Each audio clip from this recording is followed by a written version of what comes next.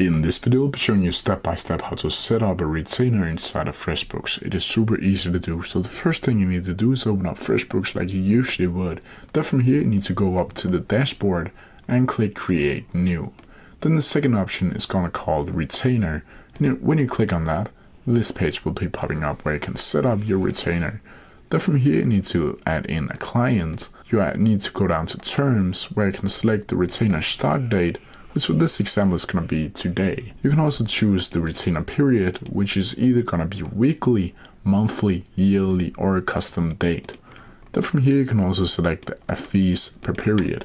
And for this example I'm just going to choose $10. You can also select the hours per period, which for this example I'm just going to choose 1 hour. If you want to change the minute, you need to click on it again and just click minutes. Then from here you need to add in the rate for access hours, and here I'm just going to click $10 again.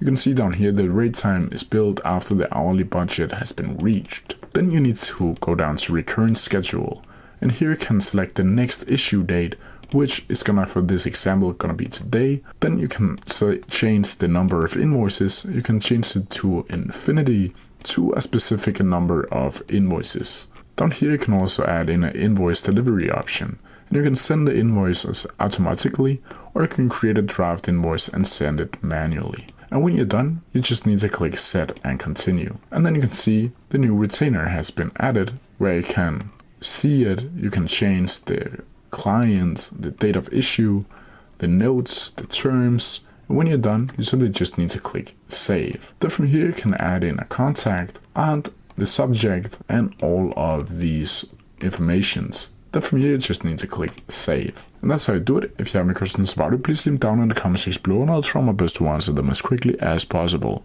See ya!